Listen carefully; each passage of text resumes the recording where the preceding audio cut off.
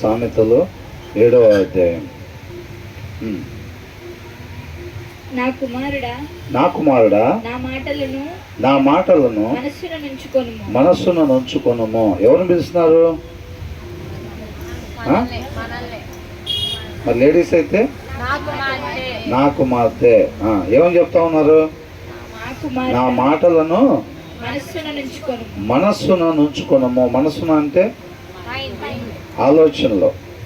అవునా? బైబిల్ ప్రకారంగా మనస్సు అంటే ఆలోచన అన్నమాట. కాబట్టి ఏమంటున్నాడు? ఏమంటున్నాడు? మారు మనసు పొందుకోండి అని అంటున్నాడు దేవుడు. అవునా? మారు మనసుని పొందుకోండి, ఆలోచన విధాన్ని మార్చుకోండి. మీ ఇష్టాన్ని నెరవేర్చుకోవటం కాకుండా నా ఇష్టాన్ని నెరవేర్చండి అనేదాన్ని మనసు మార్చుకోవటం అంటున్నాడు.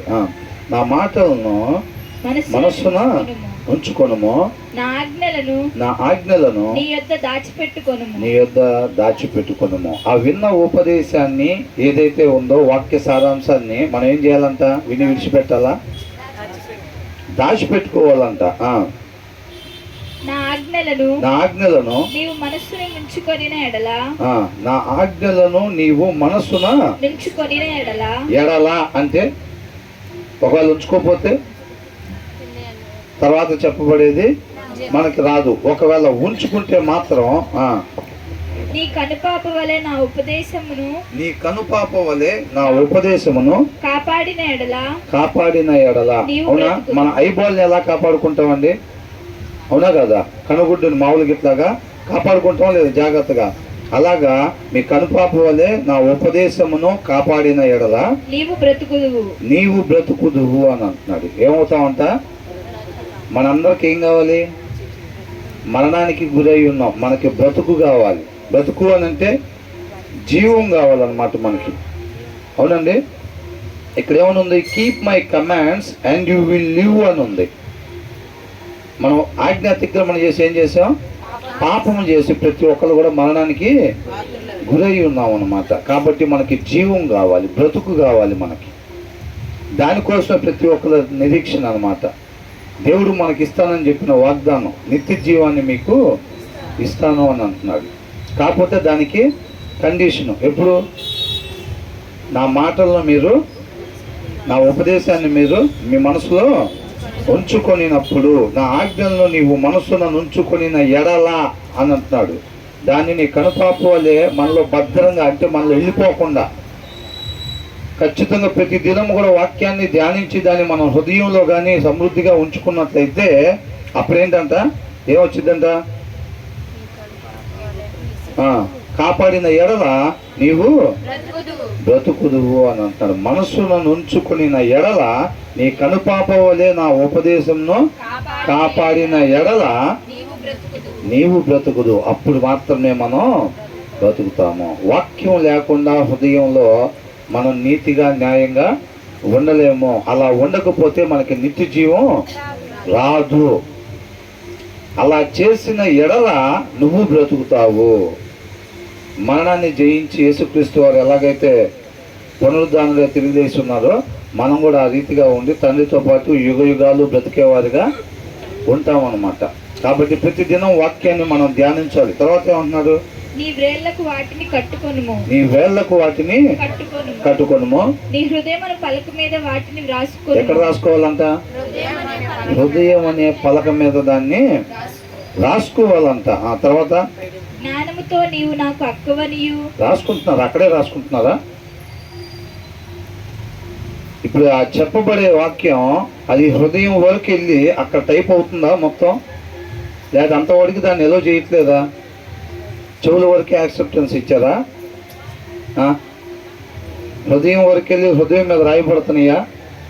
అలాగా మనం ముందే ఇప్పుడు ఏదైనా ఒక డబ్బాలో వేయాలనుకోండి, ఒక బాటిల్ ఉంది, ఆ బాటిల్లో నీళ్ళు పోయాలనంటే ఏం చేయాలి? ఫస్ట్ మూత ఓపెన్ చేయాలి. మూత ఓపెన్ చేసి వాటర్ పోస్తే లోపలికి పోతాయి. మూత ఓపెన్ చేయకపోతే వెళ్ళవు. మనం కూడా ఆ చెప్పబడే వాక్యం, విత్తబడే విత్తనాలు చక్కగా నాటబడేటట్టుగా ముందుగానే పొలాన్ని ఏం చేస్తారు? దున్ని సిద్ధపాటు చేస్తారు. ఆ విత్తనం లోపలికి వెళ్ళేటట్టుగా మనం కూడా ఆ యొక్క వాక్యాన్ని మన హృదయంలో భద్రపరుచుకునేటట్టుగా మనం సిద్ధపాటు కావాలి ముందే. అవునా? తర్వాత ఏమంటున్నాడు? జ్ఞానముతో నీవు నాకు అక్కవనియు. జ్ఞానంతో ఏమని చెప్పాలంట? అక్కడ ఎట్లా ఉంటారు? అంటిపెట్టుకొని ఉంటారు, కలిసిమెలిసి ఉంటారు ఎప్పుడైనా. కాబట్టి జ్ఞానం లేకుండా మనం ఉండేవారుగా ఉండకూడదంట. ఆ జ్ఞానం ఎక్కడి నుంచి వచ్చింది మరి మనకి? దేవుని వాక్యం నుంచి వచ్చింది అనమాట అది. అవునా? దేవుని వాక్యం నుంచి వచ్చింది. ఆ వాక్యం ఎప్పుడైతే మనం ధ్యానిస్తున్నామో, ఆ వాక్యాన్ని మనం ఎప్పుడైతే సమృద్ధిగా ధ్యానించేటప్పుడు ఆ జ్ఞానం మనకి సమృద్ధిగా కలిగిద్ది. కాబట్టి ఏమంటున్నాడు? జ్ఞానముతో నీవు నాకు అక్కవనియు, తెలివితో నీవు నాకు చెలికత్తెవనియు చెప్పుము. తెలివితో ఏం చెప్పాలంట? అంటే ఏంటి దీని వచ్చిన సారాంశం ఏంటి? జ్ఞానము తెలివి మనం నిత్యము కలిగి ఉండాలన్నమాట. అది లేకుండా మనం దేవుని చిత్తాన్ని నెరవేర్చలేము. అర్థమవుతుందండి? జ్ఞానం లేకుండా, తెలివి లేకుండా మనం దేవుని చిత్తాన్ని నెరవేర్చలేము. యేసుక్రీస్తు వారు కూడా తండ్రి మాటను తన హృదయంలో భద్రపరుచుకొని, ఆ తండ్రి నోట నుంచి వచ్చిన మాట వలన యేసుక్రీస్తు వారు జ్ఞానాన్ని పొందుకున్నారు అన్నమాట. ఆ జ్ఞానంతో తండ్రి చిత్తాన్ని నెరవేర్చారు.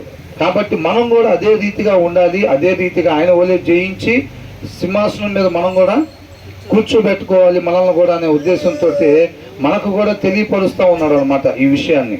అవునా? అంటే ఏమంటున్నాడు?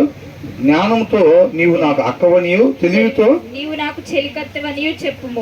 అవి లేకుండా ఎప్పుడూ మీరు ఉండొద్దు అని అంటున్నాడు. అవి లేకుండా మనం ఎప్పుడు ఉండకుండా ఉండాలంటే ఏం చేయాలి?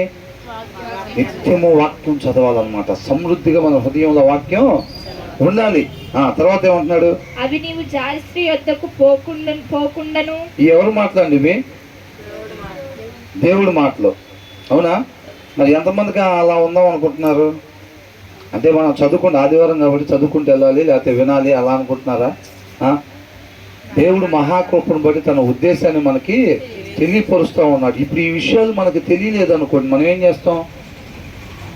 దాన్ని చదువుకొని ఏం చేస్తాం? మన ఇష్టానుసారంగా మనం జీవిస్తూ ఉంటాం. రేపటి రోజున మళ్ళీ నశించిపోయేవారుగా ఉంటాం. అలా కాకుండా ఆయన చక్కగా ఆయన కృపను బట్టి ఆయన పాదాల చెంత చేర్చుకొని మనకు మంచి మార్గాన్ని, జీవ మార్గాన్ని తెలియపరుస్తూ ఉన్నాడు. దానికి విధేయతను చూపించి మనం ఆ ప్రకారంగా ఉండేవారుగా ఉండాలి. అవి నీవు జారస్త్రీ యొద్దకు పోకుండాను. ఏవి?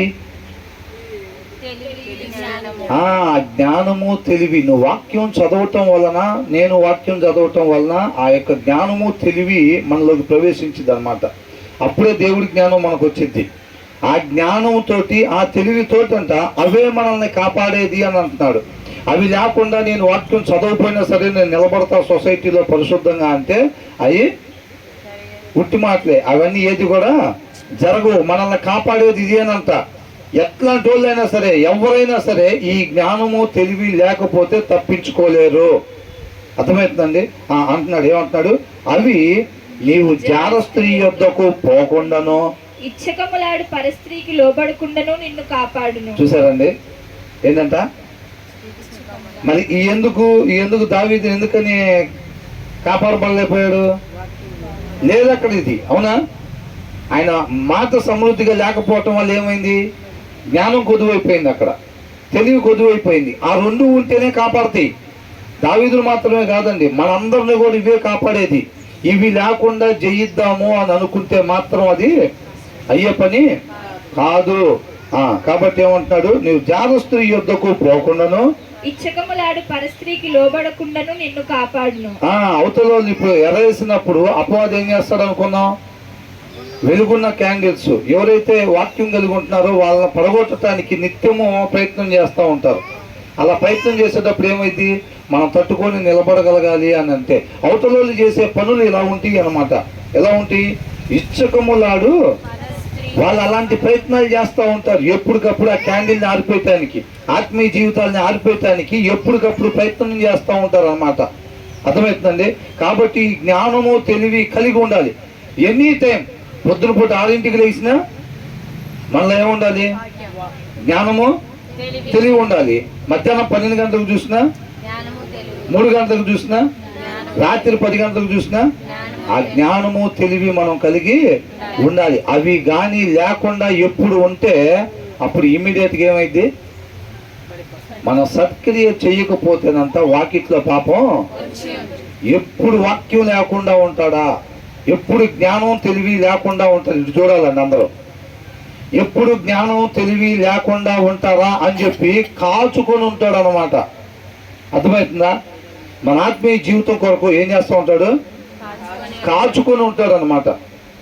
కాబట్టి మనం జాగ్రత్త కలిగి లేకపోతే మాత్రం మనం కూడా పడిపోయే పరిస్థితి ఉంటది. ఆ తర్వాత ఏమంటున్నాడు? నా ఇంటి కిటికీలో నుండి, నా అల్లిక కిటికీలో నుండి నేను పారచూడగా.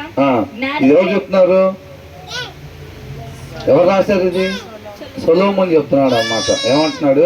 నా ఇంటి కిటికీలో నుంచి, నా అల్లిక కిటికీలో నుండి నేను పారచూడగా, జ్ఞానము లేని వారి మధ్యను, యవ్వనుల మధ్యను, బుద్ధి లేని పడిచివాడొకడు నాకు కనబడి. ఎవరంట? ఆయన చేసినట్టు చేయటానికి అయితే చేయమంటున్నారా వద్దంటున్నారా?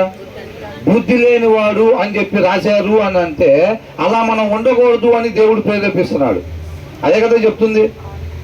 ఒక అంశాన్ని అక్కడ చెప్పారు అని అంటే కొన్ని చోట్ల అలా ఉండమని చెప్తున్నారు, కొన్ని చోట్ల అలాగా ఉండొద్దు అని చెప్తున్నారు. ఏ వాక్యం మనకి ఉండమని చెప్తుంది, ఉండొద్దు అని చెప్తుంది అన్నది మనం జాగ్రత్తగా గ్రహించుకోవాలి. కాబట్టి ఏమంటున్నాడు అంటే కిటికీలో నుంచి చూస్తుంటే ఎవరు కనపడ్డారంట? బుద్ధి లేని పడుచువాడు నాకు కనబడేను. కిటికీలో నుంచి సొలొమోను చూస్తున్నాడు అంత ఇట్లాగా. అర్థమవుతుందండి? చూస్తుంటే బుద్ధి లేని పడుచువాడు ఒకడు కనపడ్డాడంట. ఎక్కడ? జ్ఞానము లేని వారి మధ్యను, యవనుల మధ్యను బుద్ధి లేని పడుచువాడు ఒకడు నాకు కనబడేను.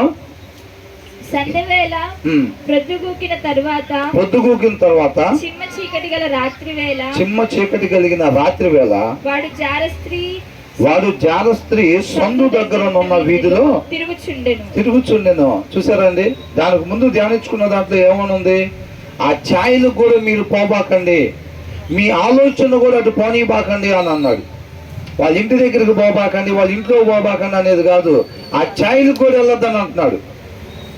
ఆలోచన కూడా దిశగా పోనీబాకండి అని అంటున్నాడు. అవునా? ఈ బుద్ధి లేని వాడు ఎక్కడికి వెళ్ళాడంట? అసలు ఆ సందులోకి వెళ్ళాడంట. ఆ సందులో ఎవరు ఉంటారు తెలీదా? తెలీదా? అందుకనే బుద్ధి లేని వాడు అని రాశారు. వాక్యం లేకపోతే ఏం చేస్తాం? అడుగులు అటే పోతాయి. వాక్యం ఏం చేసిద్ది? ఎటు వెళ్ళాలి, ఎటు వెళ్ళకూడదు అని చెప్పి చూపిస్తూ ఉండిద్ది. హృదయంలో వాక్యం లేనప్పుడు ఏమైంది? అంతా చీకటిగా ఉండిద్ది.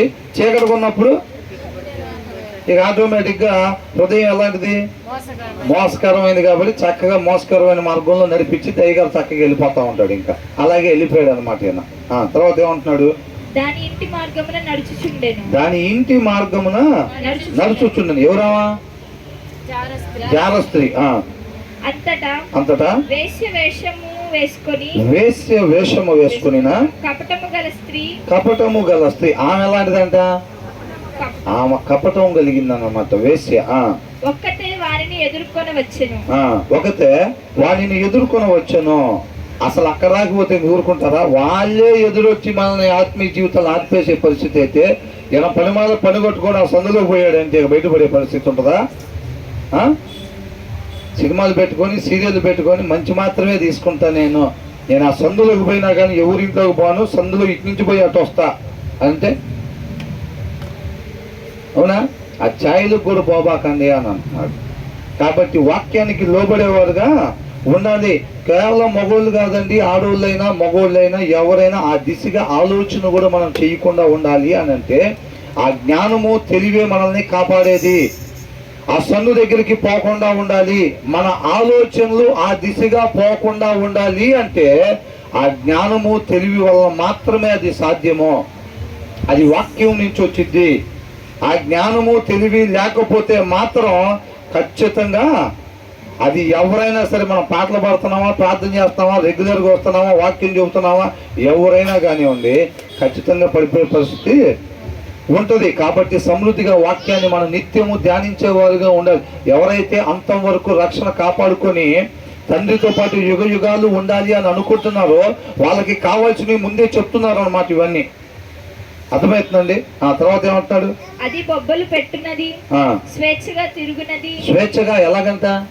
రెస్ట్రిక్షన్స్ ఏమీ లేవు, ఇక స్వేచ్ఛగా తిరుగునది. దాని పాదములు దాని ఇంట నిలువవు. ఇంటి దగ్గర నిలబడవు అంట అసలు పాదాలు. అర్థమవుతుందండి? పాదాలు ఎక్కడ నిలబడవు? ఇంటి దగ్గర నిలబడవు. వెళ్ళిపోయి ఆ సందు చివరి నిలబడిద్ది కొద్దిసేపు. మగవాళ్ళైనా అంతే. ఇప్పుడు మన దగ్గర కాబట్టి లోకల్గా లేడీస్గా అట్లా ఉంటారులే, కానీ బయటికి వెళ్ళినప్పుడు జెంట్స్ కూడా ఉండే పరిస్థితి ఉంటుంది అట్లాగా, తెలుసండి? కాబట్టి ఆ సందు చోర లేకపోతే ఆ వీధుల్లో చీకట్టుగా ఉండే దగ్గర ఇట్లా తాటి దగ్గర ఉంటా ఉంటారు. ఏమంటున్నాడు? దాని పాదములు దాని ఇంట నిలువవు. ఒకప్పుడు ఇంటి ఎదుటను, ఒకప్పుడు సందు వీధులలోను. చూసారా? ఒకసారి ఏం చేసిందంట? ఇంటి ముందు, ఆ సందులో ఇంటి ముందు నుంచో ఉంటుందంట. ఒక్కొక్కసారి ఒకప్పుడు వీధులలోను, రోడ్ల మీద వీధుల్లో అక్కడ ఇక్కడ ఉంటుందంట. ప్రతి సందు దగ్గర అది పొంచి ఉండును. ప్రతి సందు దగ్గర. ఇప్పుడు ఇది జనం రావట్లేదు అనుకోండి, ఏం చేస్తారు? వేరే సందు దగ్గర నిలబడతా ఉంటారు. ఎవరో ఒకరిని ఆర్పాలి, అంతేనా? అట్లా ఉంటారు. అది వారిని పట్టుకొని ముద్దు పెట్టుకొని సిగ్గుమాలిన ముఖం పెట్టుకొని ఇట్లా నేను అంటే వాళ్ళు గాలం వేసేటప్పుడు పరిస్థితి ఎలాగుంటుంది, వాళ్ళు అక్కడే ఉంటారు ఇక్కడే ఉంటారు అనేది కాదండి. అది మనం ఉంటే ఇంటి దగ్గర కావచ్చు, ఆఫీసులలో కావచ్చు, పనిచేసే దగ్గర కావచ్చు, పరిస్థితులు అలా ఉంటాయి అన్నమాట. ఆ పరిస్థితుల్లో మనం జయించాలి, ఆత్మీయంగా మనం నిలబడాలి అని అంటే ఖచ్చితంగా ఆ జ్ఞానము తెలివి ఉంటేనే మనం నిలబడగలుగుతాము. ఈయన సందు దగ్గరికి వెళ్ళాడు, సందు దగ్గర పోయే అవసరం లేదు, ఆఫీస్ దగ్గర పంపిస్తాడు చక్కగా, పొలం దగ్గరికి పంపిస్తాడు చక్కగా, మనం ఉండే ఇంటి దగ్గరికి పంపిస్తాడు చక్కగా. అక్కడ బొబ్బలు పెట్టుకుంటూ తిరుగుతూ ఉంటారు అనమాట. అర్థమవుతుందండి? కొంతమంది అదే పనిలో వాక్యం లేని వాళ్ళు ఏం చేస్తారండి? వాక్యం లేని వాళ్ళు ఏం చేస్తారు? మగవాళ్ళు చర్చిలలో కూడా చూపులు వేరే రకంగా ఉండేవాళ్ళు ఉండరా? వాక్యం లేని వాళ్ళు ఎక్కడుంటే ఏమైంది? ఎక్కడున్నా ఆలోచన తేడా, చూపు తేడా, ప్రవర్తన తేడా. అది లేడీస్ అయినా జెంట్స్ అయినా. వాక్యం లేకపోతే మాత్రం ఆ మనిషి కొంచెంసేపు వాక్యం ఆపి తర్వాత చెబుతామా?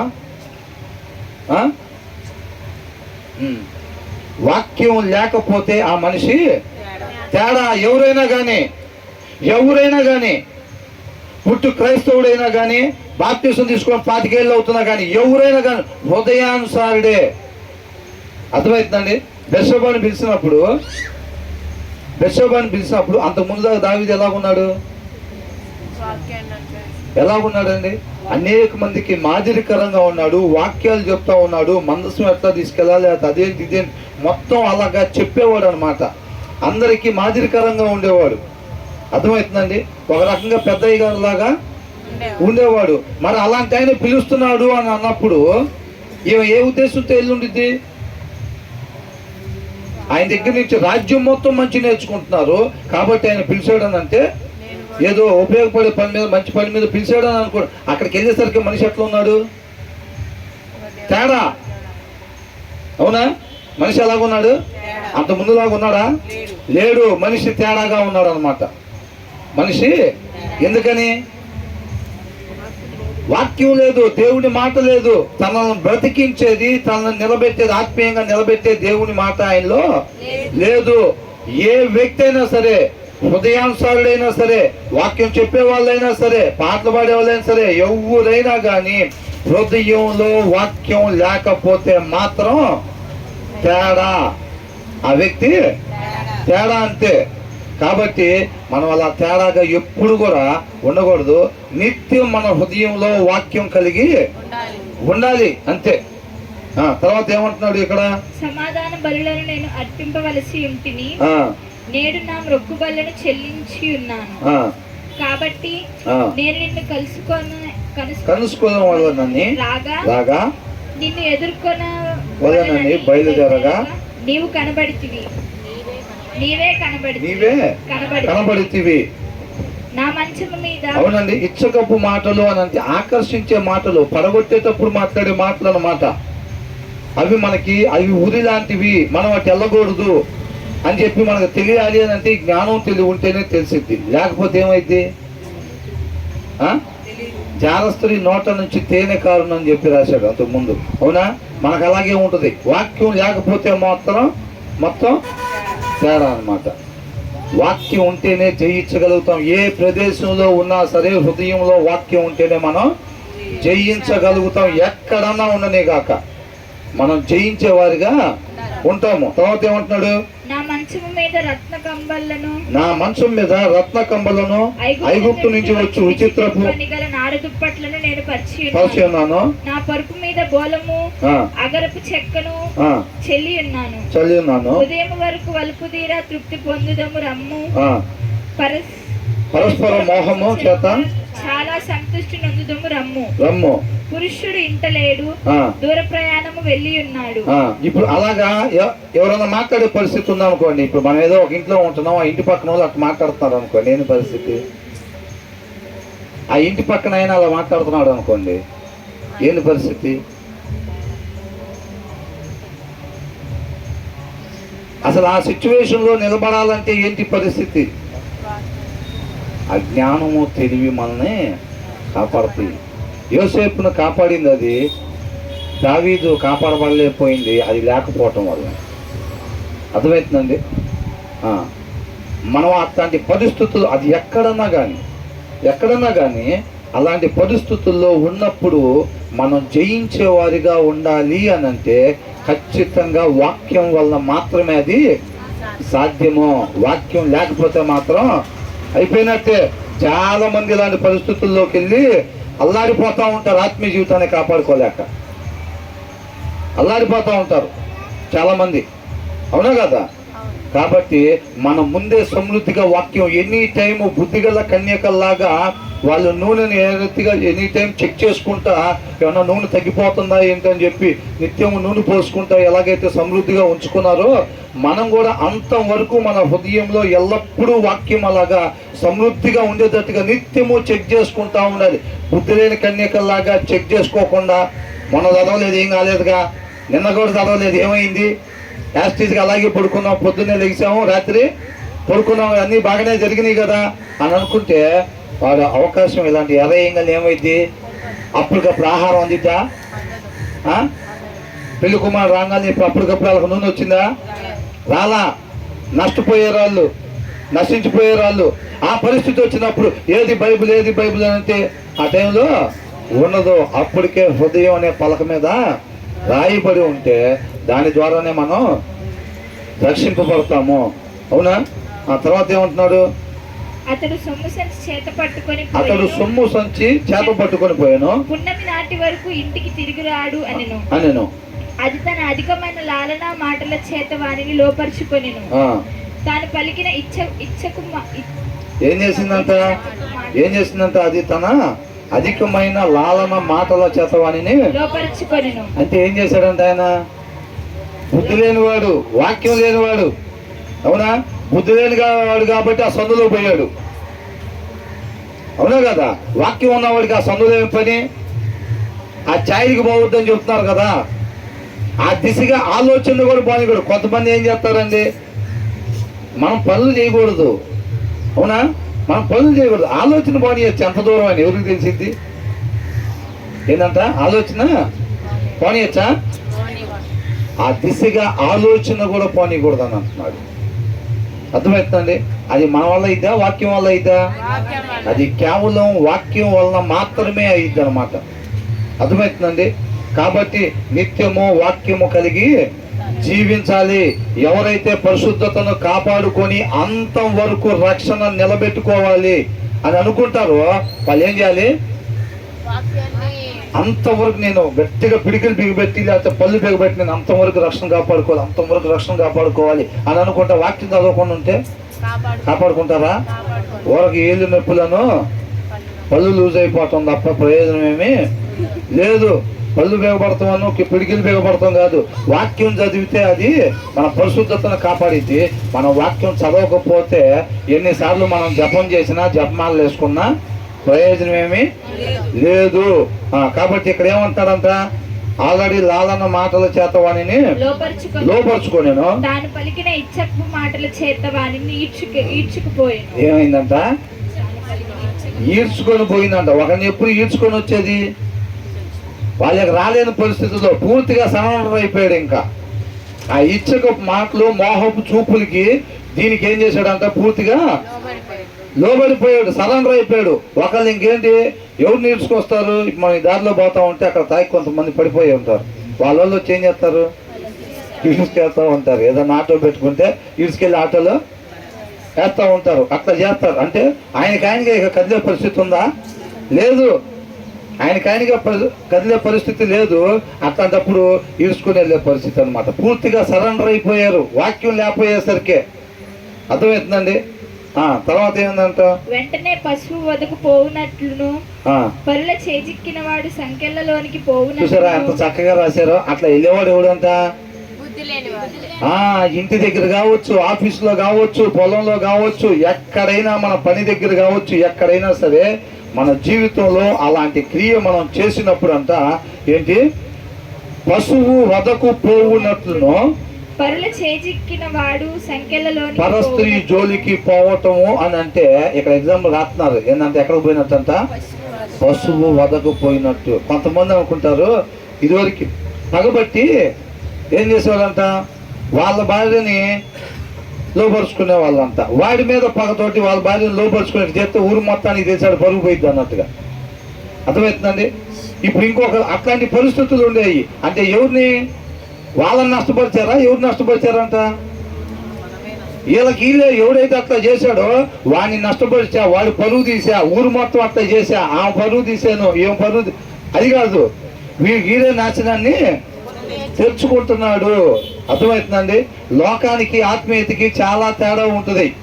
లోకం హింస, మళ్ళీ ఇట్లాంటివి అన్నమాట. ఇలాంటి కార్యాల కోసం ఎంత డబ్బు ఉంటే అంత సుఖం అనుభవించవచ్చు అనేది లోకం చెప్తా ఉండిద్ది అనమాట. అర్థమవుతుందండి? చక్కగా సొలొమోను సామెతల ద్వారా మనకు అనేక విషయాల్ని తెలియపరుస్తూ ఉన్నాడు. 5వ అధ్యాయంలో 6వ అధ్యాయంలో ఈ మొత్తం కూడా మనం క్లియర్గా నేర్చుకుంటూ ఉన్నాం. తర్వాత ఏమంటున్నాడు? వెంటనే పశువు వదకు పోవునట్లును పరుల చేజిక్కిన వాడు సంఖ్యలలోనికి పోవునట్లును తనకు ప్రాణహానికరమైనదని ఎరుగక. ఎలాంటిదంట అది? ఆ క్రియ ఎలాంటిది? వేరే వాళ్ళ జోలి పోవటం అనేది ఏంటంట? ప్రాణహాని. అర్థమవుతుందండి? మగనాళ్ళు దేన్ని వేటాడిద్దంట? నిన్న ధ్యానించుకున్నాం కదా, విలువ గల నీ ప్రాణాన్ని వేటాడిద్దని ఉంది. అవునా? వేరే వాళ్ళ భార్య జోలి పోవటం, వేరే వాళ్ళ భర్త జోలి పోవటం, వేరొక స్త్రీ జోలి పోవటం అనేదంట అది మన జీవాన్ని వేటాడిద్దంట. మామూలు ప్రాణం పోతే వాళ్ళకేంటండి? ఇప్పుడు అపవాదికి ఏం కావాలి? మనం చచ్చిపోవటం కావాలా? నిత్య జీవానికి పోకుండా ఉండటం కావాలి. దాన్ని వేటాడిద్ది అనమాట అది. అర్థమవుతుందండి? లైఫ్ అని రాశారు ఇంగ్లీష్లో. కాబట్టి ఏంటంట? మన జీవాన్ని వేటాడిద్దంట. వేరొక స్త్రీ జోలి పోవటం అంటే మనం అది మన నిత్య జీవాన్ని తీసేసేదానికి దాన్ని వేటాడిద్ది అనమాట. అర్థమవుతుందండి? కాబట్టి మనం దాన్ని జాగ్రత్తగా గ్రహించుకోవాలి. అది మన ప్రాణం పోయిందంటే ప్రాణం దేముందలే, చక్కగా ఉన్న రోజులు సుఖం అనిపించి ప్రాణం పోతే ఇంకంతకనే ఏముంది, బతికినంత కాలం సుఖంగా బతికేమన్నట్టుండేది. ప్రాణం పోవటం కావాలా? ప్రాణం పోవటం కాదు దానికి కావాల్సింది. అపవాదికి కావాల్సింది మనం ప్రాణం పోవటం కాదు, మనం జీవం కోల్పోవాలి. నిత్య జీవానికి రాకుండా ఉండాలి. అంటే అపవాది నిత్య జీవం లేదు కదా అపవాదికి. అవునా? కాబట్టి ఏంటి? తను ఇష్టపడి దేవుడు ఎవరినైతే తయారు చేసుకున్నాడో వాళ్ళందరూ కూడా నిత్య జీవానికి వెళ్లకుండా తనతో పాటు నిత్య నరకాగ్నిలో ఉండాలని చెప్పి ఇది మొత్తం ప్రయత్నం. అవునా కదా? కాబట్టి మన జీవాన్ని కోరుకునిద్ది అన్నమాట అది. కాబట్టి దేవుడు తన ఉద్దేశాన్ని మనకి తెలియపరుస్తూ ఉన్నాడు. పొరపాటును కూడా మన ఆలోచన కానీ ఆ ఛాయలకు కానీ మనం వెళ్ళకూడదు. మన ఆలోచన కూడా దిశగా పోనివద్దు అని అంటాడు. అది ఎలా సాధ్యం? కేవలం వాక్యం వల్ల మాత్రమే అది సాధ్యము, అంతే. అవునా? తర్వాత ఏమంటున్నాడు? పక్షి త్వరపడినట్లును. ఎట్లంట? ఒకళ్ళ జోలి పోవటం అని అంటే వాళ్ళు ఎవరో తేడాగా చూస్తుంటే నువ్వు కూడా కొద్దిసేపు అక్కడ నుంచున్నావు అంటే ఏమవుతున్నట్టు? చక్కగా షర్ట్ వేసుకున్నట్టుగా, ప్యాంట్ వేసుకున్నట్టుగా ఏంటంట ఉరి చక్కగా మెరగ తగిలించుకుంటున్నట్టు, బాగానే తగులుకుందా లేదా అని చూసుకుంటున్నట్టు. ఎవరు? ఇప్పుడు మనం బస్టాండ్లో బస్సు కోసం వెళ్ళామండి. బస్టాండ్లో బస్సు కోసం వెళ్ళగానే ఎవరో ఒక ఆమె తేడాగా ఉంది, లేదా లేడీస్ ఎవరైనా బస్టాండ్లో బస్సు ఎక్కడికి వెళ్ళారు, ఒక ఆయన ఎవరో తేడాగా చూస్తున్నాడు. సరే కొద్దిసేపు మనం కూడా ఇక్కడ ఉన్నాం, ఇదేదో బాగానే ఉంది అని అనుకుంటే ఏం చేస్తున్నట్టు? చక్కగా ఉరి ఫ్యాన్ వేసుకొని తగిలించుకొని చక్కగా ఫిట్ అయిందా లేదో చూసుకుంటున్నాం అని అర్థం అనమాట. అర్థమవుతుందండి? అదే జరుగుతుంది. ఎవరికి వేస్తున్నారు? అవతల వాళ్ళకి వేస్తున్నారా? మనకు మనమే చక్కగా మెడక తగిలించుకుంటున్నాం. ఎవరు లాగే పని ఏం లేదు. బైబిల్ చెబుతుంది అదే. వీడు పోయి ఆ సందులోకి పోయి ఏం చేస్తాం? అపవాది అన్నట్టు లాక్కెళ్ళారు. అపవాది గారు లాక్కెళ్ళి నేను బైబిల్ చదవద్దని ఎవరు చెప్పాడు? చదువు చదువు చదువు అని మొత్తుకుంటుంటే చదవకుండా విడిచిపెట్టి నేనైనా నిలబడతా, ఆత్మీయంగా నిలబడతా, అంతవరకు నిలబడతా, అనేక మందికి మాదిరికరంగా ఉంటా. ఎట్లా నిలబడతావు? అది మీ వల్ల నా వల్ల అయ్యేది కాదు. అది కేవలం వాక్యం వల్లనే సాధ్యం. వాక్యం లేకుండా ఈ భూమి మీద మనిషి అనేవాడు మంచి అనేది చేయలేడు. క్లియర్గా రాస్తుంది దాంట్లో. అయినా సరే బైబిల్ తీసి వాక్యం అది అక్కడే పెడతాను, అలమరలోనే పెడతాను, నేను మాత్రం ఆత్మీయంగా ఎరగదీస్తానంటే అవి ఏమి ఎరగదీసేది ఉండదు, ఏమైనా ఇరిగిపోవటం తప్ప. అర్థమవుతుందండి? బహుశా కొంతమందికి ఏమవుతుందంటే ఓవర్ కాన్ఫిడెన్స్ ఉంటుంది. నేను పోయిన వారమే చదివేసే 10 అధ్యాయాలు 10 వారాల్లో సరిపోయింది. ఎత్తండి గాలాలు వేసినా నిలబడతా గట్టిగా,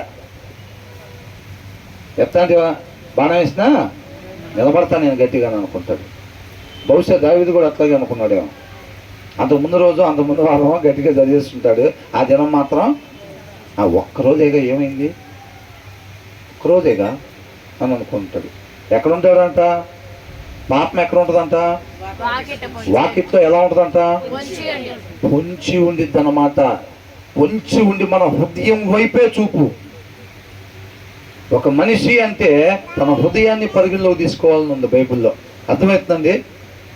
జింక కోసం పులి ఏ రీతిగా పొంచి ఉండిద్దో ఎలా ఉంటుందంట పాపం? గుమ్మ వాకిటి దగ్గర అంట పొంచి ఉండిద్ది. దాని చూపు ఎలా ఉంటుంది? అటు ఇటు చూసుకుంటే అటాక్ చేసిద్ది. ఆ పులి పేక మాత్రమే కనపడుతూ ఉంటుంది. దానికి ఏ కనపడిద్ది? జింక పేక మాత్రం కనపడిద్ది. ఒక్కసారి గాల్లోకి లెగిస్తే పట్టుకోవటం జింక గాల్లో ఉన్నా సరే పర్ఫెక్ట్గా వెళ్ళి పేక మాత్రం పట్టుకునిద్ది అంతే. అది పాపం కూడా వాకిట్లో పొంచి ఉండి చూస్తూ ఉంటుంది మన హృదయంకి వెళ్ళి అంతే. ఎప్పుడు వాక్యం లేకుండా దొరుకుతాడా అని చెప్పి చూస్తూ ఉండిద్ది. ఎప్పటి వరకు పొంచి ఉండిద్ది? అంతం వరకు పొంచి ఉండిద్ది అనమాట. అర్థమవుతుందండి? అంతం వరకు పొంచి ఉండిద్ది. ఎంత సీనియర్ అయినా భారతదేశం తీసుకుని 50 ఏళ్ళు కావచ్చు, 50 ఏళ్ళ నుంచి వాక్యం చెబుతూ ఉండొచ్చు, 50 ఏళ్ళ నుంచి పాటలు పాడుతూ ఉండొచ్చు, 50 ఏళ్ళ నుంచి ప్రార్థన చేస్తూ ఉండొచ్చు. అప్పుడు కానీ ఇప్పుడు వీళ్ళు నూనె పోసుకొని రాలేదా? బుద్ధి లేని కన్యకులు పోసుకొనే వచ్చారు. ఆ టైంలో నూనె లేదు వాళ్ళ దగ్గర. అర్థమైందండి? ఎప్పుడైతే హృదయంలో వాక్యం లేకుండా ఉండిద్దో ఇమీడియట్గా జంప్, అంతే. ఇమీడియట్గా జంపు. ఆ టైంలో జంప్ చేసినప్పుడు మనకేం లేదు, షీల్డ్ లేదు. యుద్ధంలో డాల్ తీసుకుని వెళ్తారు కదా, అవతల వాడు పొడిచినప్పుడు ఏం చేస్తారు? ఆ డాల్ని అడ్డం పెట్టుకుంటారు. ఆ డాల్ లేదనుకోండి ఏమైతే గుండెల్లో దిగబడిద్ది అంతే. అవునా? మనం ఏం చేసాం? హృదయంలో వాక్యం లేకుండా అది వాకిట్లో ఉండిద్దని తెలుసా లేదా? తెలిసి కూడా హృదయంలో వాక్యం లేకుండా నిలబడ్డాం. అది ఒక్కసారిగా అమాంతంగా ఎగిరి ఎప్పటి నుంచో కాసుకుని ఉందన్నమాట. ఒక్కసారిగా అమాంతంగా ఎగిరినప్పుడు ఏం చేస్తాం? అడుకోగలుగుతామా? మన దగ్గర వాక్యం అనే డాలు లేదు. మన వల్ల అయ్యే పని కాదు. 2 చేతులు అడ్డం పెట్టినా సరే అది డైరెక్ట్గా హృదయాన్ని అటాక్ చేసేసిద్ది అంతే. అట్లా అనమాట. కాబట్టి మన వాక్యం అనేది దేవుని వాక్కు. దాన్ని చదివి దానికి ఎప్పుడైతే పూర్తిగా లోబడతామో ఆయన చెప్పింది చెయ్యాలంతే. ఆయన ఏదైతే వాక్యం అయినో దేవుడు చెప్తున్నాడో దానికి లోబడటం అంతే. ఆయన వద్దు అన్న దాంట్లో నేను పోకూడదు. అది అబ్రహాం దేవుడితో నడిచెను అని అంటే మనం కూడా ఆ రీతిగా దేవునితో నడవటం అని అంటే ఆయన చేయమన్నది చెయ్యాలి, ఆయన వద్దు అన్నది చేయకూడదు అంతే. అప్పుడు మనకి ఇవన్నీ కావలిగా ఉంటాయి అన్నమాట. ఆ జ్ఞానము తెలివి మనల్ని కాపాడిద్దే. అప్పుడు నీ కుడి పక్కన 1000 మంది పడిపోయినా, ఎడం పక్కన 10,000 మంది పడినా అపాయం నీ వద్దకు రాదు. నువ్వు ఏమీ లేకుండా వాక్యం అనే డాలు లేకుండా కమ్మగా వదిలిపెట్టి బజార్లో నిలబడినట్టుగా వాక్యం లేకుండా హృదయాన్ని ఉంచావనుకో ఏమైంది? అది అవునా కదా? తర్వాత ఏమంటున్నాడు ఇక్కడ?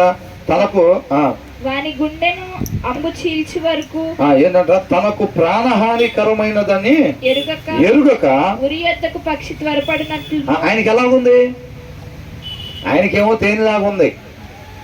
అవునా? పాపం ఎలా ఉంటుందంట? తీగుండిద్ది. కాబట్టి ఆయనకి తేలిలా కనిపిస్తా ఉంది, కానీ అది ఎక్కడికి వెళ్తున్నాడంట ఆయన?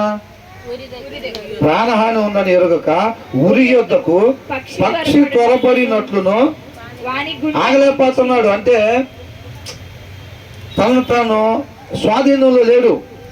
అర్థమవుతుందండి? స్వాధీన పరిస్థితి వాక్యమే. ఆ వాక్యం లేనప్పుడు ఏమవుతుంది? ఇప్పుడు చాలా మంది ఏం చేస్తారు, ఫోన్లు చూడకూడదు అనుకుంటానే చూస్తూనే ఉంటారు. ఆ ఫోన్ చూడకూడదు అడిగామనుకో, ఫోన్ ఎక్కువసేపు చూడకూడదు అన్నా అంటే ఏం చెప్తారు? చూడకూడదండి అని అంటాడు. కానీ పైకి షార్ట్స్ అంతానే ఉంటారు, రాలేకపోతూ ఉంటారు బయటికి. ఒక్కొక్కసారి ఫోన్ తీసి మనం పక్కన పెట్టాలంటే మనకే ఎంత ప్రాబ్లం అయిద్దో. ముగ్గురు నలుగురు కలిసి లాగండ్రా ఎవరన్నా అనే పరిస్థితి అయింది. అవునా కదా? ఎందుకు బలం సరిపోవట్లే నీకు? లోపల నుంచి నీకు అది వద్దు, మంచిది కాదు అన్నప్పుడే నువ్వు దాన్ని తీసి పక్కన ఎందుకు పెట్టలేకపోతున్నావు? బలం సరిపోవట్లా మనకి. ఆ ఫోన్ తీసేసి అమ్మటే పక్కన పెడతానికి బలం సరిపోవట్లేదు. ఎవరైనా లాగని నన్ను బయటకు అన్నట్టుగా ఉంటుంది. ఫోన్ తీసి పక్కన పెట్టలేం, ఇది మంచిది కాదు ఇది అని అంతా ఉండిద్ది. మనం ఇట్లా టైం వేస్ట్ చేయకూడదు అని అంతా ఉండిద్ది. అయినా సరే ఏదేమైంది, పైకి అంతనే ఉంటాం. అయినా లోపల నుంచి గద్దింపు వస్తూనే ఉంటుంది. అయినా సరే ఒక సమయంలో ఏముంటుంది, నన్ను ఎవడన్నా బయటికి లాగితే బాగుండు, నా అంతటికి నేను పక్కన పెట్టలేకపోతాను అనేది బలహీనం. వాక్యం లేదు, మన బ్రతికిచ్చేది అదే. సమృద్ధి వాక్యం ఉంటే ఫోన్ ఎలా ఉపయోగించాలో దాన్ని అలాగే ఉపయోగిస్తాం. హృదయంలో వాక్యం లేదనుకోండి, అది ఏం చేస్తాడు? ఒక్కొక్కరికి ఎవడు ఏ విషయంలో బలహీనత ఉంటే ఆ ఎరేసి ఆడిస్తూ ఉంటాడు చక్కగా. అర్థమైందండి? ఇప్పుడు పిండి తినే చేపలకి ఎర్రలేస్తారా? పిండినే వేస్తారు. అవునా? ఆ రకమైన చేప పట్టాలని అంటే జాలరు ఏం పట్టుకొస్తాడు? పిండి తెచ్చుకుంటాడు.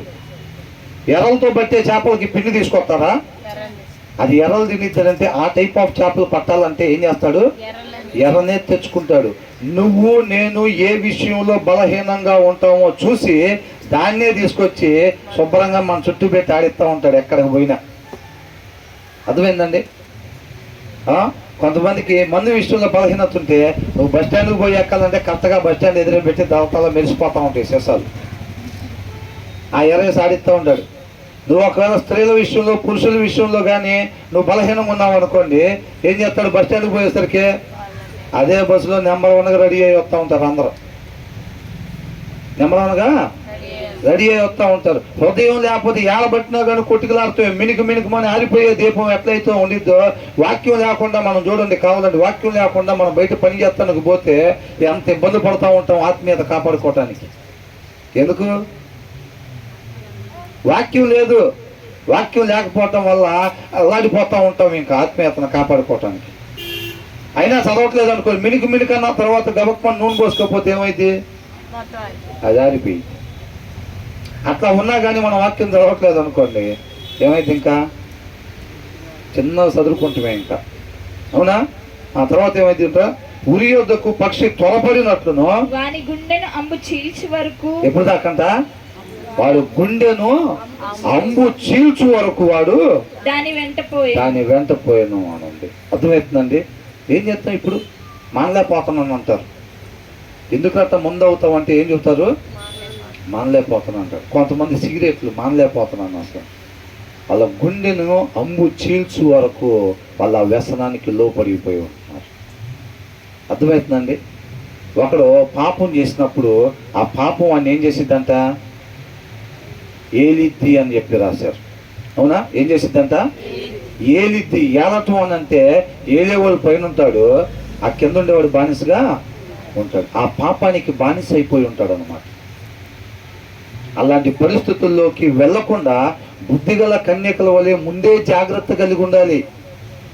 ఆడదాకపోయి మినుకు అన్న తర్వాత కాదు మనం చేసాలు తీసి దాంట్లో పోయాల్సింది. ఆ సమయం లేదనుకోండి, అయిపోయింది కదా. కాబట్టి మనం హృదయంలో ముందే సమృద్ధిగా వాక్యాన్ని కలిగి ఉండాలి. అది ఒక విషయం మెన్షన్ చేశారు, జారస్తుని గురించి చెబుతున్నారు. అది ఏ బలహీనత అయినా అంతే. ప్రతి బలహీనత నుంచి మనల్ని కాపాడాలి అంటే అది కేవలం ఆ జ్ఞానం వల్ల, తెలివి వల్ల మాత్రమే. ఆ వచనం మళ్ళీ ఒకసారి చదవండి. తనకు ప్రాణహానికరమైనదని ఎరుగక, పైన ఉన్న దాంట్లో మొదటగా చదువుకున్నాం కదా, 2వ వచనం.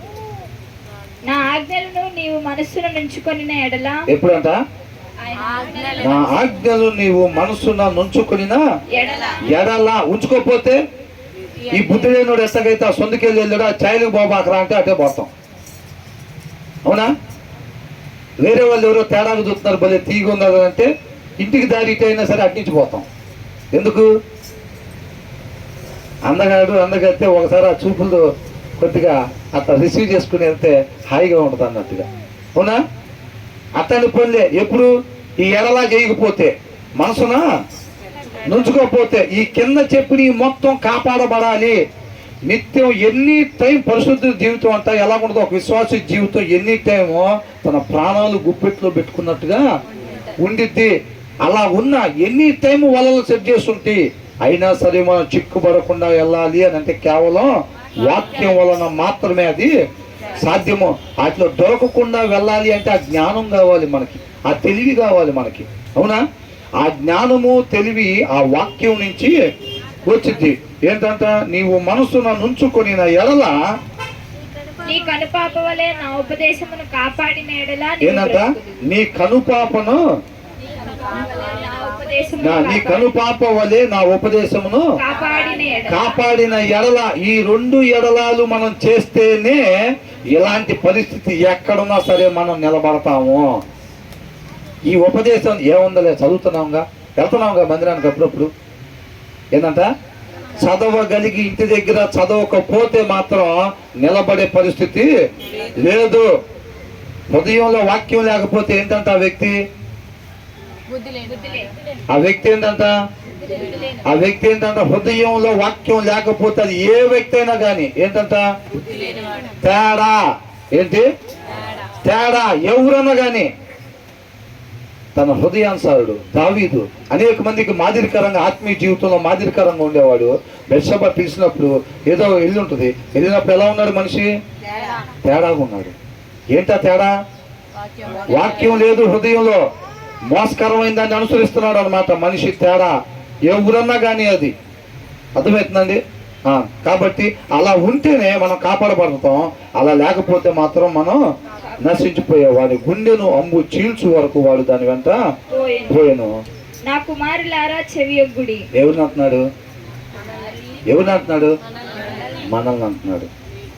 నా కుమార్తెలారా చెవియొగ్గుడి. నా కుమారులారా, మనం అలా నశించిపోకూడదని, మన జీవాన్ని అట్లా కోల్పోకూడదని, తండ్రితో పాటు యుగ యుగాలు మనం ఉండాలని చెప్పి ముందుగానే మనం వెళ్ళే మార్గంలో మనం ఎదుర్కోపోయే వాటిని ఎలా నడుచుకోవాలి, ఏది మనల్ని కాపాడిద్దని చెప్పి ఆయన కృపను బట్టి ముందే తెలియపరుస్తూ ఉన్నారు అనమాట. అవునా? ఎంత చక్కగా పిలుస్తున్నారు. ఈ పిలుపులు మనం పడవ అంటే అప్పుడు ఓకే ఓకే ఓకే. కొద్దిగా కోపం వచ్చినప్పుడు ఏం చేస్తాడు? కొంచెం జనరల్ వాడికి మంచిగా చెప్తే వినకపోతే ఏం చేస్తాడు? అది పంపించి అక్కడ చెప్తాడు. అప్పుడు స్వరం వినపడతా ఉంటుంది. ఏడు వినపడవు స్వరాలు మనకు. అంత బాగుండి అంత బాగున్న దగ్గర చెబితే మాత్రం మనం వాళ్ళకి ఇష్టం అస్సలు తీసేయి, చాలా పనుంది లోపంలో అని అంటాం. అక్కడ మాత్రం మెల్లని స్వరం. ఏంటంట? మెల్లని స్వరం వినపడుతుంది బ్రదర్ నాకు అంటే అప్పుడే బ్రదర్కి ఆ మాటలు చెప్పేది. ఏమా మొన్నదాకా ఆ రకంగా కలిసి చెప్తున్నారు కదా, శుక్రవారం, ఆదివారం పొద్దున, ఆదివారం సాయంత్రం, బుధవారం చెప్పినప్పుడు అప్పుడు ఏం వినపడలేదా? ఎందుకు బ్రదర్ అప్పుడు వినపడలేదు అసలు, ఇప్పుడు మాత్రం మెల్లని స్వరం వినపడుతుంది. ఆయనే పిలుస్తున్నాడు, ఆయనే పిలుస్తున్నాడు అని అంటారు. కొంతమందికి అక్కడ కూడా వినపడదు, చెవులు మందం. ఎక్కడ వినపడిద్ది? మ్యాటర్ సీరియస్గా ఉంది, ఐసీలోకి మార్చండి అంటారు. అప్పుడు వినపడింది స్వరం. ఏసీ లేకపోతే కుదరదు అనుకుంటా. ఏసీ ఉంటే కానీ మెల్లని స్వరం వినపడదు కొంతమంది. అవునా కదా? మనం నవ్వుకునే విషయం కాదండి. చాలా ఇలాంటి పరిస్థితుల్లో చాలా భయంకరంగా ఉంటుంది అనమాట. ఆ పరిస్థితుల్లో ఉన్న వాళ్ళకి తెలిసింది. అంటే నాకు తెలిసి ఆ పరిస్థితి మేము ఎప్పుడు చూడలేదండి అంటే వాళ్ళు అబద్ధికులే. ఏంటంట? మాకెప్పుడు అలాంటి పరిస్థితి రాలేదండి అని అంటే వాళ్ళు అబద్ధికులేనమాట. ఎందుకనంటే అపవాది వెలుగున్న ప్రతి క్యాండిల్ దగ్గర ఆ వలలో, ఆ గుంటలో ద్రవ్యం ఉంచుతాడంతే. అలా ఉంచలేదండి, నా ముందు ఏ వల లేదండి అని అంటే ఏంది అర్థం? ఈయన ఎలిగలేడని అసలు అర్థం. అర్థమైందా? నా ముందు అసలు ఏ వల లేదు, ఎప్పుడు నా ముందు ఏ గుంట లేదండి, ఏందో మరి మీరైతే అట్లా చెబుతున్నారని అంటే, నాన్న నువ్వు అసలు ఎలిగలే, ముందు అజ్జుడు వెలుగున్న వాళ్ళు ముందు పెడతారు ఆ వాళ్ళని. అసలు నీ ముందు ఏ వాళ్ళ పెడతలేదు అని అంటే ముందు అసలు నువ్వు వెలుగులేవు నాయనా, నీతో పని లేదు, ఆల్రెడీ ఆరిపోయిన వాళ్ళ దగ్గర ఆయనకి పని లేదు అపవాదికి అని అంటాడు. కాబట్టి అది చెక్ చేసుకోవాలి. తర్వాత నా కుమారులారా చెవియొగ్గుడి, నా నోటి మాటలను ఆలకింపుడి. ఏం చేయాలంట? నా నోటి మాటను ఆలకించుడి. దాన్ని పరిగణలోకి తీసుకోండి, నీ హృదయంలో దాన్ని భద్రపరుచుకోండి, నీ మనస్సును దాన్ని దాచుకుని ఎడల బ్రతుకుతావు బంగారం అని అంటున్నాడు. లేకపోతే నశించిపోతావు అంటున్నాడు. అది కాబట్టి అది చూసుకోండి. ఏమంటాడు? చెవియొగ్గుడి, నా నోటి మాటల ఆలకింపుడి. జాలి స్త్రీ మార్గంలో తట్టు నీ మనసు తొలగనీయకుము. ఏం చేయకూడదంట? మనసు అంటే ఏంది? ఆలోచన కూడా పానీ బాక్కట అంటున్నాడు. ఏంటంట? ఆత్మీయులు చాలా మంది ఏం చేస్తారండి? ఆలోచన బాగునేస్తారు. ఆహా ఇది ఎవరు కనపడతలేదు బయటికి. ఏంటంట? ఏంద్రా సందుకెళ్ళి వెళ్ళి సందుకాడికి ఏం పని అని అంటారు కదా విశ్వాసని, అవునా? కాబట్టి వీళ్ళు సందు దగ్గరకు పోరు, వీళ్ళు ప్రాక్టికల్గా ఫిజికల్గా సూరి సందు దగ్గరకు పోకుండా ఏం చేస్తారు? వీళ్ళ ఆలోచన పంపిస్తారు. వీళ్ళ ఆలోచన పంపించి మొత్తం తిప్పుకొని వస్తారు. జనాలకి తెలియదు, అక్కడ కంపల్సరీగా తెలిసింది. ఆలోచన అటు పోయిన తర్వాత ఏమైంది? అందుకని ఆయన అంటున్నాడు, మీ మనస్సు మార్చుకోండి, మీ ఆలోచన విధానం మార్చుకోండి.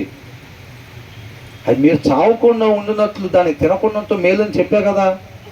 అయినా సరే ఆయన మాటదే ఉందలే, ముందు మన సంగతి చూసుకుందాం. అది చూస్తేనే రమ్యంగా ఉంది. పండు ఎలా ఉందంట? ఓకే, రమ్యంగా ఉందంట. ఎమ్మటి ఏం ఆలోచన నెరవేర్చుకుంది. ఆయన ఆలోచన తీసి పక్కన పెట్టి. కాబట్టి దాన్ని మార్చుకోండి, ఆ విధానం మార్చుకోండి అని అంటున్నాడు. మీరు నేను సృష్టికర్త, మీ మేలు కోరుకునేవాడిని. కాబట్టి నా మాట ప్రకారంగా నడుచుకుంటే మీరు జీవిస్తారని అంటున్నాడు. కాబట్టి ఏమంటున్నాడు తర్వాత? దారి తప్పి అది నడిచి త్రోవలోనికి పోకుము. ఆ జార స్త్రీ మార్గములో తట్టు నీ మనసు తొలగని. అంటే జార స్త్రీ అంటే కేవలం దాని దగ్గరే కాదండి. అంటే పర్వాలేదు పెద్ద మిగతా వాడికి వెళ్ళి బానియచ్చా, మందుకెళ్ళి బానియచ్చా, సిగరెట్కి వెళ్ళి బానియచ్చా, అబద్ధాలకి వెళ్ళి బానియచ్చా, సీరియల్కి వెళ్ళి బానియచ్చా.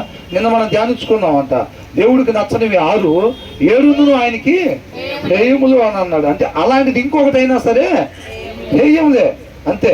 కాబట్టి ఈ మొత్తం చెప్తున్నాడు. ఆలోచన కూడా ఆ దిశగా యెహోవా యందు భయభక్తులు కలిగి ఉండటము అంటే చెడుతనమును విసర్జించుటయే అని ఉంది. ఏందంట? చెడుతనాన్ని విసర్జించుటయే. ఆయన ఎందు భయభక్తులు కలిగి ఉన్నాము అని అంటే నువ్వు ఎంత భయభక్తులు కలిగి ఉన్నావు అంటే నువ్వు చెడుతనాన్ని ఎంత విసర్జిస్తున్నావో నువ్వు ఆయన ఎందు అంత భయభక్తులు కలిగి ఉన్నావు అని అర్థం. నువ్వు చెడుని ఎంత విసర్జిస్తున్నావో అంతగా ఆయన ఎందు మనం భయభక్తులు కలిగి ఉన్నట్టు అనమాట. అందుకనే అంటున్నాడు, యెహోవా యందు భయభక్తులు కలిగి ఉండటము అంటే చెడుతనాన్ని విసర్జించుటయే అని అంటున్నాడు అనమాట. కాబట్టి ఏమంటున్నాడు? నీ మనసు తొలగనీయకుము, దారి తప్పి అది నడిచి త్రోవలోనికి పోకుము. ఎప్పుడు దారి తప్పుతారు? దారి తప్పి అది నడిచే త్రోవలోకి. ఏది నడిచేది? జార స్త్రీ నడిచే త్రోవలోకి నువ్వు వాక్యం లేకపోతే ఏమైంది? మోసకరమైన హృదయం ఎటు నడిపించింది? ఆటోమేటిక్గా సందు చూడు ఒకడు ఉంటాడు, అపవాది పరిచయం చేసేవాడు. మన హృదయంలో వాక్యం లేదు. ఏమన్నా పలానాకి వెళ్ళి వెళ్ళాలని తిట్టి వెళ్ళాలంటే వాడు చెప్పేది అది కరెక్ట్గా ఆ సందులో నుంచే చెబుతాడు. ఎటు నుంచి చెబుతాడు? ఆ సందులో నుంచి చెబుతాడు. వాళ్ళ గుమ్మాలు బయటే ఉంటారు నుంచొని కమ్మగా ప్యాకప్ వేసుకొని.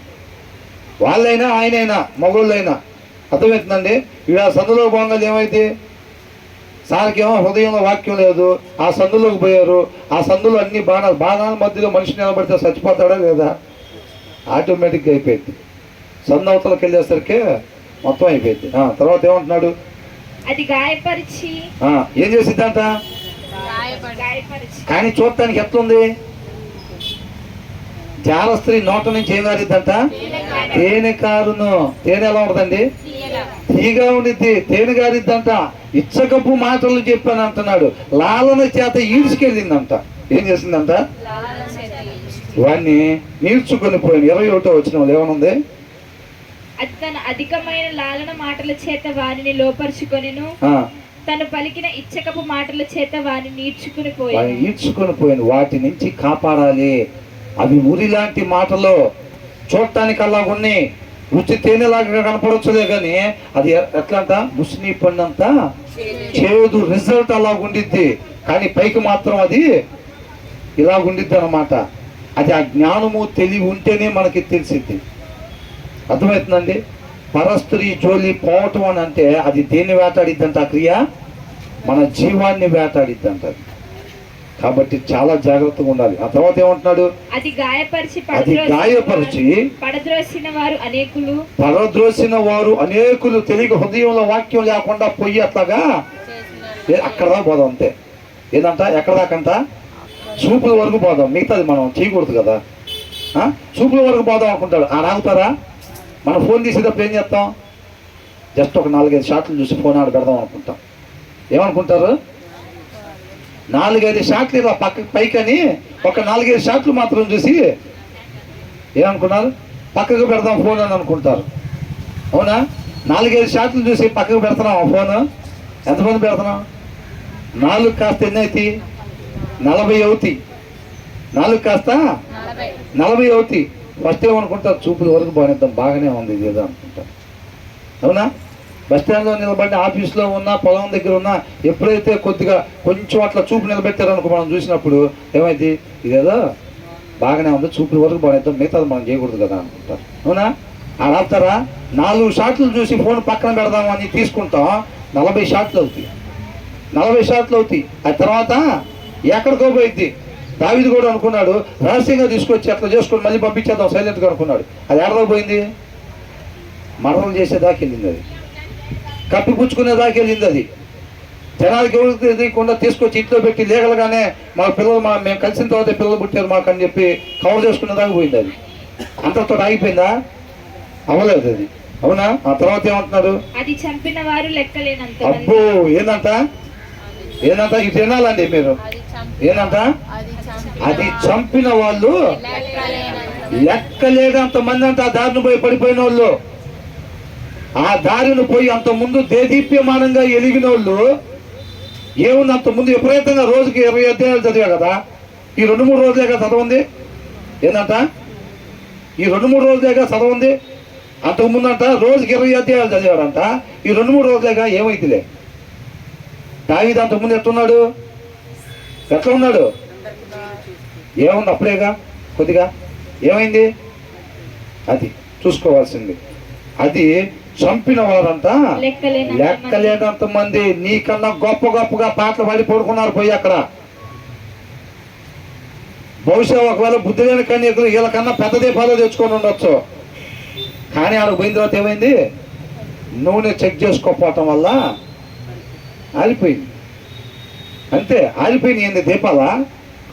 వీళ్ళ ఆత్మీయ జీవితాలు ఆలిపోయింది. అర్థమవుతుందండి? మనం అనుకుంటున్నాంలే బాగానే చదువుతున్నాం, మొన్న చదివా, దాని ముందు చదివా, నిన్న వాళ్ళకి ఏమైంది? క్షణం చాలు. ఆల్రెడీ ఎనీ టైం వాకిట్లో పొంచి ఉంటుంది. దాన్ని గుర్తు పెట్టుకోవాలి. ఒక్కరోజు కూడా సాహసం చేయకూడదు. వాక్యం చదవకుండా ఉండే సాహసం చెయ్యకూడదు. అంతే. తర్వాత ఏమంటున్నాడు? అది చంపిన వారు లెక్కలేనంత మంది. దాని ఇల్లు పాతాళమునకు పోవు మార్గము. ఏందంట? దాని ఇల్లు ఏందంట? జారస్త్రీ ఇల్లు, మందుపానం చేసే ఇల్లు, సిగరెట్ లాగే ఇల్లు, సీరియల్ చూసే ఇల్లు, అబద్ధాలు చేసే ఇల్లు. అలాంటి ఆ కోవకు చెందిన మొత్తం వాక్యం అయిన దేవుడు ఏదైతే వద్దు అని చెబుతున్నాడో అవన్నీ కూడా ఎక్కడికి తీసుకెళ్లే మార్గం అంట? పాతాళానికి తీసుకెళ్లే మార్గం. అది తేనెలాగానే ఉంటుంది, తీగానే ఉంటుంది, ఆకర్షిస్తా రమణీయంగానే ఉంటుంది. నీలో జ్ఞానం తెలివి లేకపోతే మాత్రం ఏమవుతారు? ఈడ్చుకొని వెళ్ళిపోయింది. అంతే. నేను ఈడ్చుకొని వెళ్ళిపోయితే వాక్యం ఉంటేనే ఏమీ చేయలేడు.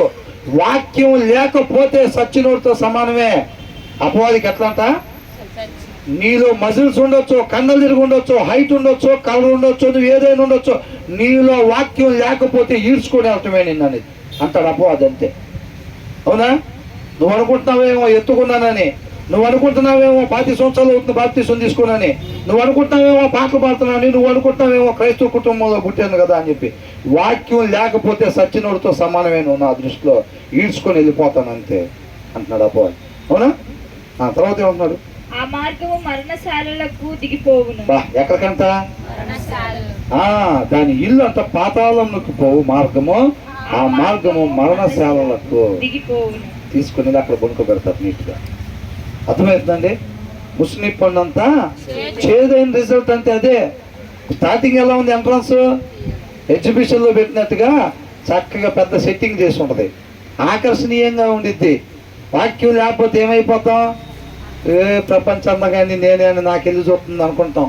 ప్రపంచందగతి నేనే అని నాకు వెళ్ళి చూస్తున్నాను అనుకుంటాం. ఎందుకు నీకు వెళ్ళి చూసేది? టార్గెట్ నువ్వే. వాక్యం లేకుండా తిరుగుతున్న విశ్వాసవి క్రైస్తవుడు నువ్వే. దానికోసం అది ప్రేమ, వాత్సల్యత ఏంటది?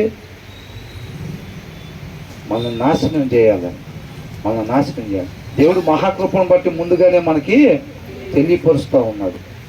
ఎవరైతే నిత్యం ఆయనతో పాటు ఉండాలి, యుగ యుగాలను ఆశపడుతూ ఉన్నారో, ఇది దేవుని వాక్కు కాబట్టి దానికి లోబడి మన హృదయం మీద రాసుకోవాలంట. దాన్ని ఏం చేయాలంట? కనుపాప వలె కాపాడుకొనిన ఎడల. ఈ మాటనంట మన కనుపాప వలె కాపాడుకొని నిత్యము ఉండాలి. అవునా? అది ఎప్పుడెప్పుడు చూపించాలి? పొద్దున 9 అడిగితే చూపించాలి ఆ వాక్యాన్ని. మధ్యాహ్నం 12 గంటలకు అడిగినా, రాత్రి 10 గంటలకు అడిగినా, ఎనీ టైము ఏముండాలి? ఆ వాక్యాన్ని కనుపాప వలె మనం కాపాడుకుని. అసలు వాక్యమే లేకుండా విచ్చలవిడిగా తిరుగుతుంటే, వారం రోజుల నుంచి చదవకుండా, 3 రోజుల నుంచి చదవకుండా, 10 రోజుల నుంచి కూడా చదవకుండా, ఒకవేళ నిలబడి ఉంటే కేవలం ఆయన కృపే. నువ్వు మొన్న చదవకపోయినా, నిన్న చదవకపోయినా నిలబడ్డావంటే కేవలం ఆయన కృపే. ఆయన కృపని సద్వినియోగం చేసుకోవాలి. అంతేగాని దాన్ని లైసెన్స్గా భావించుకొని ఇవాళ కూడా చదవకుండా ఉన్నాం అనుకో, ఏమైంది? ఆయనకి నష్టమా? ఆయనకేం నష్టం లేదు, మనకు నష్టం. మనం నశించిపోయి ఆయన కూడా బాధ పెట్టేవారు. ఆయన ఇష్టపడి తయారు చేసుకున్నాడు మనం ఆయనతో పాటు యుగాల్లో ఉండాలని చెప్పి. అలాంటిది మనం ఆయన చెప్పిన మాట వినకపోవటం, మనం నరకానికి పోతే ఆయనకు కూడా బాధైనా కదా అదనమాట. అలాంటి పరిస్థితి మనకి ఎప్పుడు కూడా రాకూడదు. దేవునికి మహిమ కలుగుగా. ఇంటికి వెళ్ళిన తర్వాత మళ్ళీ ఒకసారి దీన్ని ధ్యానించండి.